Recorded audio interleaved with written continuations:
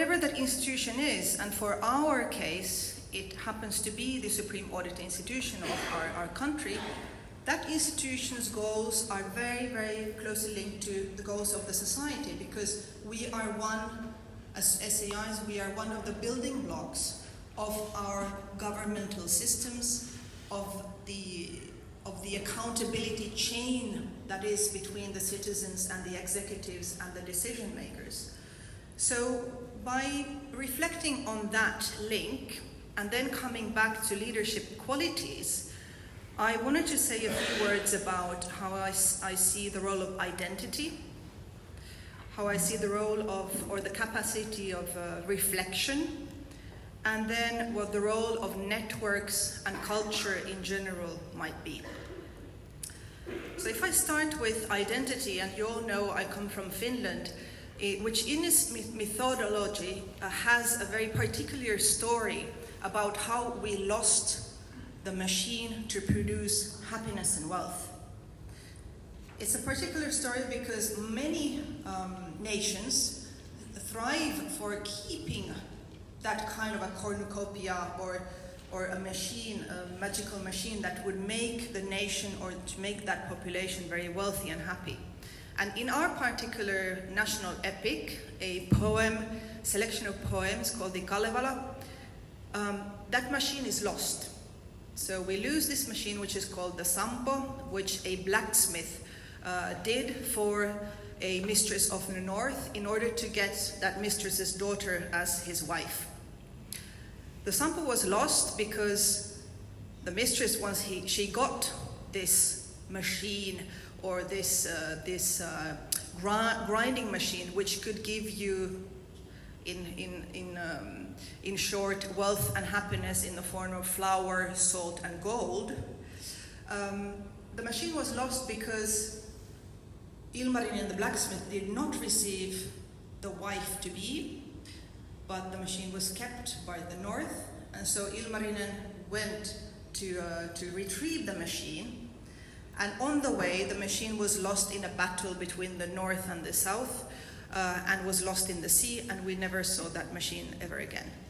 So it's very interesting that a methodology of this kind has produced a nation which today can be said to be one of the happiest or the most well-being nations in the world.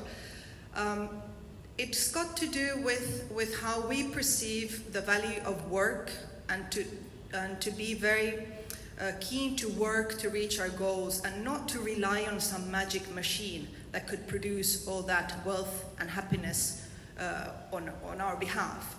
So for me, identity comes very much back to my background as a Finn, to the cultural settings in which work and education and the way you make your life yourself in one way, the self-sustainability ideology, which is very linked to our culture and our history. Well, that's the link I see to my identity as a leader. I tend to value personal work, the effort you put in, and I tend to value the fact that you don't think that something or something from the outside will actually come and soothe out the problems or make you very happy. Although the Finns like to play in the lottery, we might have a slight tendency to still think that if the Sampo was there, maybe in the form of a lottery ticket. But for myself, identity also brings me back to when I was a child and what was the mirror I looked into. I remember, sorry, I get a bit emotional, but I remember my mother always telling me that on the playground, I was the one who was dealing out, the spades and all the tools to be playing with. And this is the kind of mirror I saw, and I felt, okay, this is my identity. I am a leader. Every time dealing out those spades and toys in the playground, but that's the story my mother chose to tell me. And that makes me think that I, as a leader, can choose the story I can tell my colleagues, I can tell my institution, and that, for me, brings it back to reflection. Reflection, for me, means that you can go back to a situation and look at what could have been different. You can go back to a situation and look at what could you have done differently so that the outcome would have been different. And this is a quality I have admired in certain leaders and also in my teachers or in my colleagues or my friends. And I picked up different tools to do this, to stop and maybe reflect with a friend, reflect with the mirror, reflect by writing a diary, just to stop and think, okay, I felt frustrated or I felt there was a failure in that situation. What could we have done differently? I think we had a splendid 2.5 days with Michael doing exactly this, reflecting on our own ways of reacting to others, of reacting ourselves, and then we will, in the coming months, I'm sure, be able to put those tools into practice to look at how we can actually manage ourselves in the leadership position. So reflection brings me to reframing, because once you reflect, one of the tools I found very, very useful is to reframe a question or a problem. I had the occasion to witness a very striking situation. It was striking for me with the European Court of Auditors' previous president, Mr. Vitor Caldeira, who was faced with a question by a peer, and I was also in the situation, and he was the first one to talk, and I was the second person to talk. And his reply to the person who was facing him with a question on, okay, I don't know how to deal with this, there's a big problem, these and these and these ideas are the details, what do you make out of it? And his reply was not to give an answer to that question. I'm really good at thinking out solutions, I'll give a solution to my colleague. And I saw this peer, a colleague, understanding the question much wider and making sure that the person who was the owner of the problem now has the will and the strength to think herself of how I'm going to further go with this problem. Of course, another discussion then came, and we took to look at the technical details, and we came to some solutions. But for me, that was a process of understanding that in looking at and reflecting at how others lead, I'm always receiving. And then once I have that openness, once I'm ready to listen and to notice when good things happen around me, then I'm learning, and then I can put those tools into practice when in my own leadership. So that goes to scenario building, to different options, and to remaining open to all those points we all have to improve. And that is part of the journey of leadership. Now, in my personal life, I've had the gift and the opportunity to build a lot of international networks. I left Finland originally when I was 15 to go abroad to an international boarding school where we had more than 50 nations represented, and in my own class we were people from 37 different countries. So I was very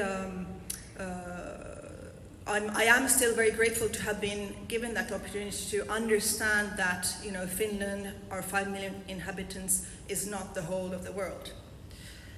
And that in order to create and to foster networks, you need to be empathetic, you need to open up, you need to understand that there are very different perspectives coming from the cultural background, coming from all kinds of individual and societal reasons, which then feed into communication difficulties or just difficulties to kind of understand. So very, very early in my life, I felt very comfortable in a position of building bridges.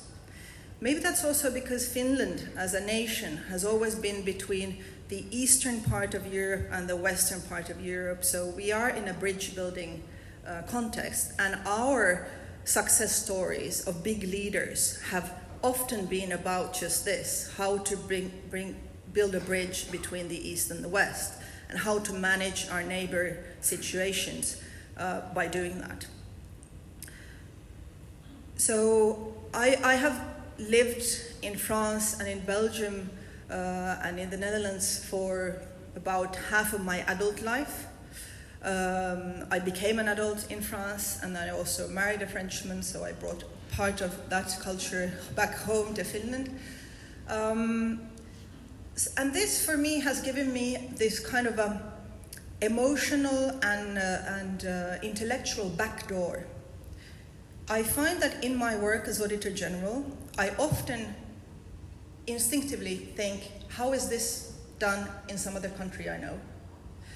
I go for solutions that fit other cultures, other contexts, and try to bring parts of that information back to my context and back to the situation. It also means that if something's not working, I'm not afraid, because I know somebody out there has been able to kind of find a good working solution to this problem. So it's this kind of backdoor that also in my career has helped me, because I've always thought that, okay, if something doesn't go quite right where I'm now, there's also another country, another part of the globe where I will be able to have a profession, and that personally has been very relevant for me, because then I have been able to kind of decide intently that no, I want to be here in Finland and working for the Finnish people and the Finnish citizens. Administration go forward. So it's been a very conscious decision, helped by the fact that I come from a country which has a passport that is very easy to use globally, which is not the case of everybody. But I have that comforting situation. And I personally make use of that in feeling very, very intently part of the Finnish society, but knowing that if ever, what I'm giving and getting from this society is not working out, then I always have the option to move forward and go and do what I do somewhere else as well. I don't know if that will necessarily happen, but that helps me think of things as not being so serious. I can sleep my nights much better when I know that, it's not so serious. I had bad titles in the press. It's not so serious. It's just a small press of a very small nation. The world is out there. So I have that emotional backdoor because I've had the experience of feeling at home in different environments and in different cultures. And of course it also makes me aware that I should use that gift I've been given in order to bring good new ideas to my home country and to fostering change and development in that way. I'll finish these few words with a few words on culture, because for me culture is a lot about inspiration. It's why it's a way for us humans to kind of allow us to be something more than just maybe auditors or technocrats or bureaucrats. Culture is really bringing the meaning into our work as auditors as well, because our societies evolve and all of us have very good strengths in the culture that our nation has produced and in the history of our nations. There is a global culture, there's a very local culture, but culture in a way feeds into both the identity, I feel, as part of our leadership story. It feeds into this reflection part of making up different scenarios by thinking maybe in a different culture or in some artistic domain these things could be worked out differently. And it also feeds into networks, because often in networks people are linked through culture, or they can share some of their culture and they can learn from each other's culture.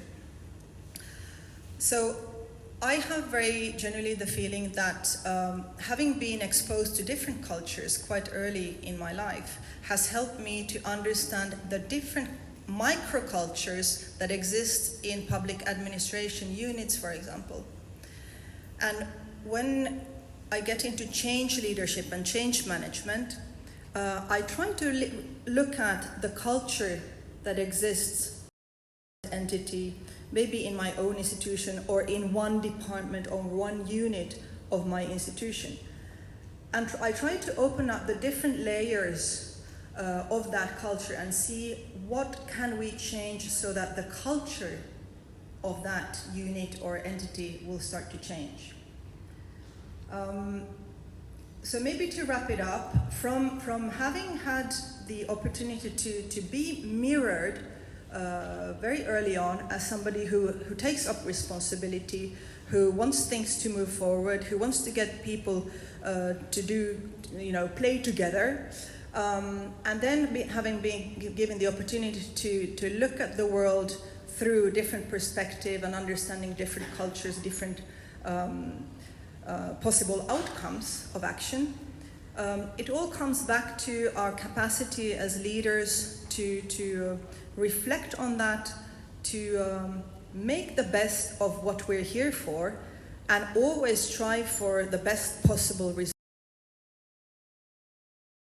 Our value discussions as well, in order to share and to continue the journey, because it's a journey which no one does alone. And that was maybe my take on leadership. Thank you.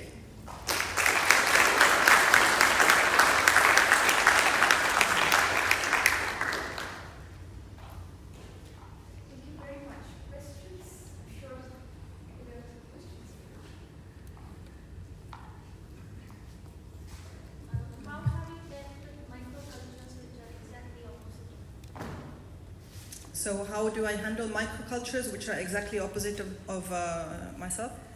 It's an excellent question, because I have that in my own institution as well. I sometimes feel that it's very easy to understand for me why people react or why people act in a different way, but it's much more difficult for me to understand what could help those people to take a step in the direction where I as a leader would encourage or want them to take the step to. I linked this to the change leadership, and we have this model by John Kotter, which is an 8-step change leadership model, and you can Google it out. I told Archana there's thousands of pages on this model, but it's a quite simple model which he wrote for the Harvard Business Review in 1995, where one of the steps that I find I need to really push myself on is step 6, which is create quick wins.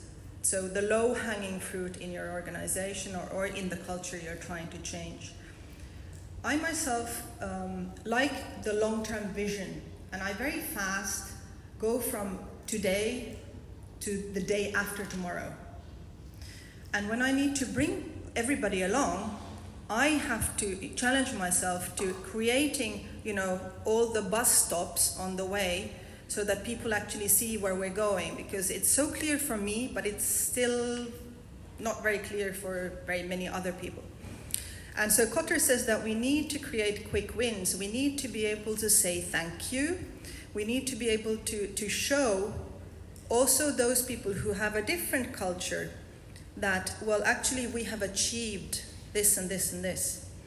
And that's maybe where I see that I still have a lot of work to do, because I would be very impatient to jump, and then we need to move so that everybody actually gets the possibility to come with us.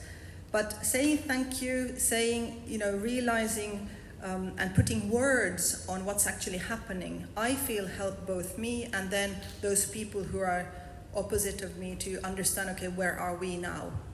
And possibly where are we going? I don't know if that exactly captured that, but...